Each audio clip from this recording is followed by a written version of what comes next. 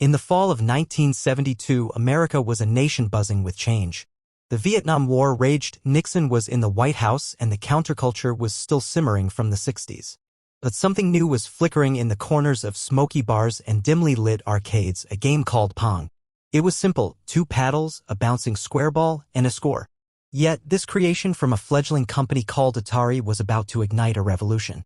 Imagine a jukebox-lit dive bar, the clink of beer bottles, and a crowd gathering around a strange cabinet. No one had seen anything like it. The machine beeped and booped, drawing in curious onlookers who dropped quarters just to see what this video game was all about. Pong wasn't just a game, it was a spark. Kids, college students, and even grizzled regulars found themselves hooked, battling for high scores.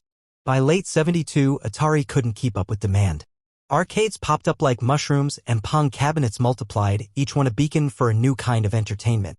This wasn't pinball or pool, this was the future. Across the country, from California to New York, people were talking about Pong. It was the kind of craze that made you feel like you were living in a sci-fi movie where technology was no longer just for NASA but for anyone with a quarter. The game's creators, Nolan Bushnell and Al Alcorn, were stunned.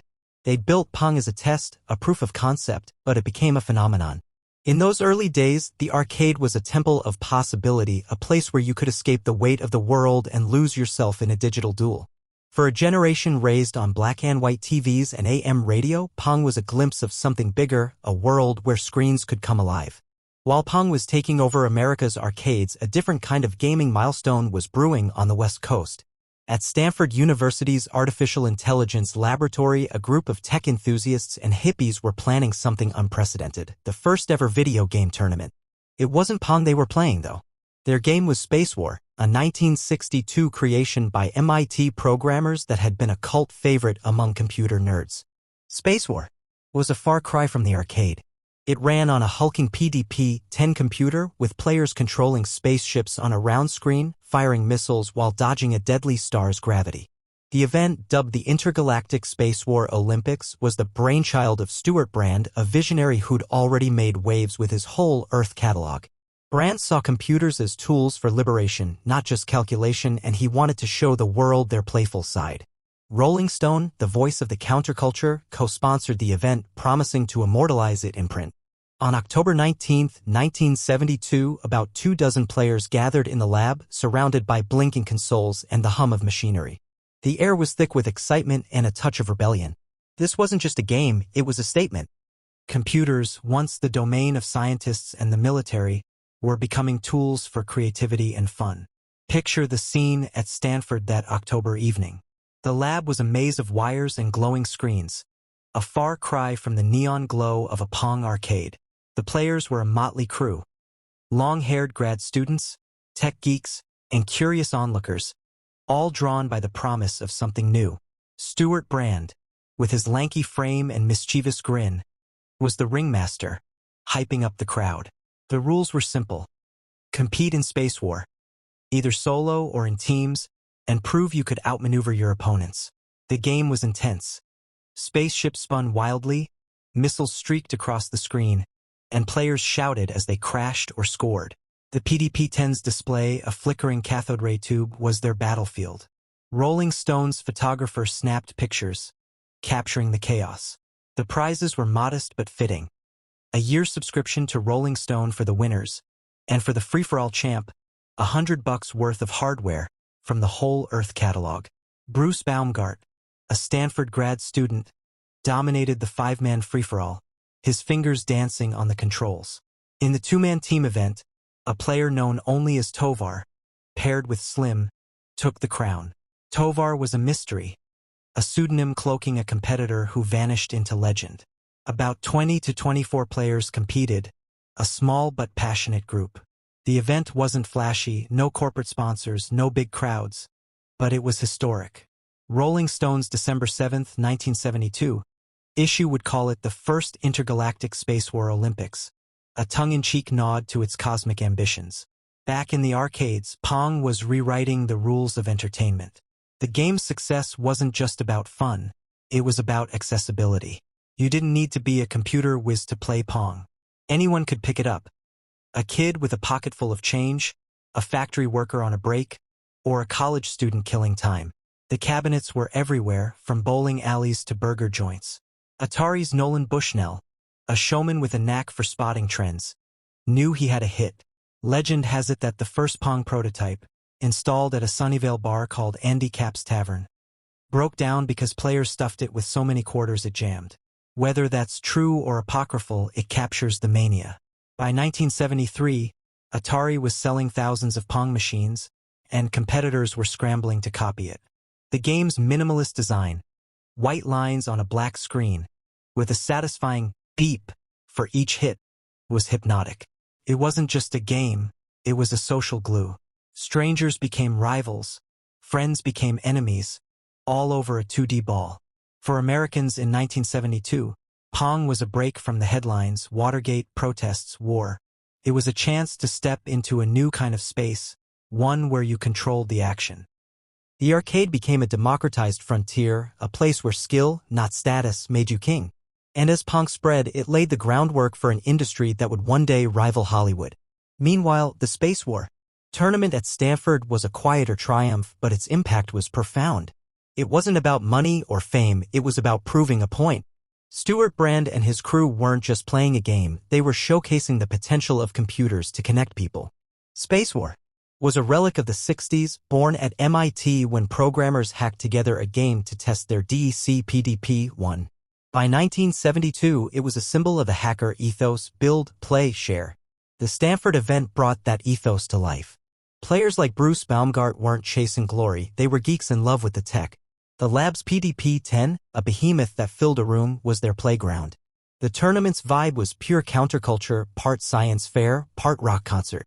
Rolling Stone's article, penned by Brand himself, painted a vivid picture: players hunched over controls, the screen flashing with dueling ships, the crowd cheering like it was a boxing match.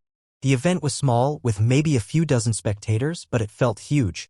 It was a glimpse of a world where computers weren't just for crunching numbers but for creating experiences. For the players, it was a night of camaraderie and competition, a moment when they weren't just users but pioneers. The Spacewar Olympics didn't make headlines beyond Rolling Stone, but it planted a seed. Video games could be more than solitary, they could be a sport, a spectacle. As Pong mania swept the nation, the idea of video game tournaments began to take hold. Atari, sensing an opportunity, started organizing Pong tournaments in 1973. These were flashier than Stanford's Spacewar event, with bigger crowds and a commercial edge. Picture a mall arcade, packed with teenagers and parents, all watching two players face off on a Pong cabinet. The stakes were low, maybe a trophy or free plays, but the energy was electric. These early Pong tournaments were less about prestige and more about community. They turned arcades into arenas where local heroes could emerge. Unlike the Spacewar tournament, which was a one-off experiment, Pong tournaments were repeatable, scalable. They showed that video games could draw a crowd not just for playing but for watching. This was a revelation. In 1972, the idea of esports didn't exist, but these events were its embryo. For Americans, the arcade was becoming a cultural hub, like the drive-in or the roller rink. Pong's simplicity made it universal, but its competitive edge gave it staying power. Players didn't just want to play, they wanted to win, to prove themselves. The Pong craze wasn't just about the game, it was about the stories it created. The kid who hustled a week's allowance to beat the high score. The barfly who became a local legend. The friends who bonded over late-night matches. These were the threads of a new American pastime. The Spacewar tournament, though less visible, had its own legacy. It was a proof of concept for what gaming could be. Stuart Brand's vision wasn't about selling games but about changing how people saw technology.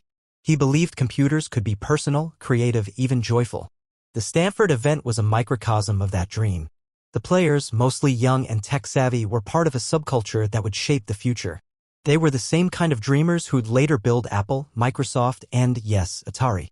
The Spacewar Olympics wasn't broadcast or commercialized, but it didn't need to be. It was a spark in the dark, a moment when a handful of people saw what was possible. Rolling Stone's coverage gave it a mythic quality, framing it as a clash of computer bums in a digital coliseum. For those who were there, it was unforgettable, a night when they weren't just playing a game but pushing boundaries.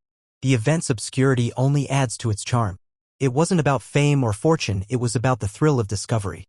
For America in 1972, a country wrestling with division and uncertainty, the Spacewar tournament was a quiet reminder that innovation could still bring people together. It was a small step, but it pointed toward a future where gaming would unite millions.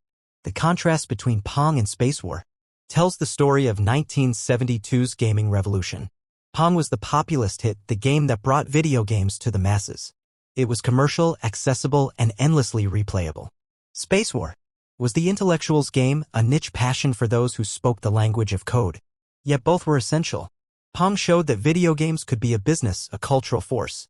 Spacewar showed they could be an art, a community. Together, they laid the foundation for an industry that would grow beyond anyone's imagination. In 1972, no one could have predicted that video games would become a global juggernaut, with tournaments filling stadiums and players earning millions. But the seeds were there. The Pong arcade craze gave games a stage, while the Spacewar tournament gave them a soul. For Americans, this was a moment of transition. The arcade was no longer just a place for pinball, it was a proving ground. The computer lab was no longer just for research, it was a playground. Kids who grew up feeding quarters into Pong machines would go on to design the Nintendos and PlayStations of the future. Geeks who cheered at Stanford would help build the internet. The early 70s were a time when America was searching for something new and video games answered the call. Looking back, the Pong craze and the Spacewar tournament feel like two sides of the same coin. One was loud, bright, and everywhere, the other was quiet, cerebral, and fleeting. But both captured the spirit of 1972, a year when technology began to feel personal. For the players who crowded around Pong cabinets, the game was a chance to escape, to compete, to connect. For the coders who battled in Stanford's lab, it was a chance to dream, to push the limits of what a computer could do. Both groups were part of something bigger than they knew. The Pong craze turned video games into a shared experience, a new kind of American ritual. The Spacewar tournament turned them into a craft, a glimpse of a digital frontier.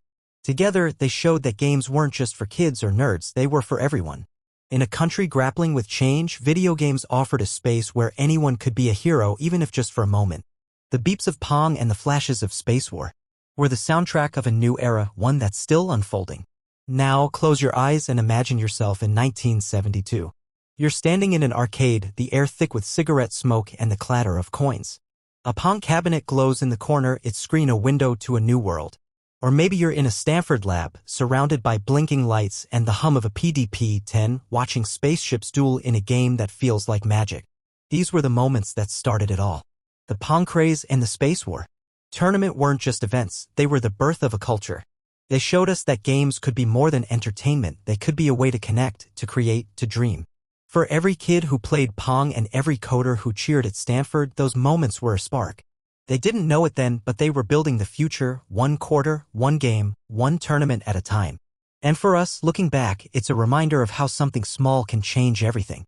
The arcade is gone, the PDP-10 is a relic, but the spirit of 1,972 lives on every time we pick up a controller, join a server, or cheer for a champion.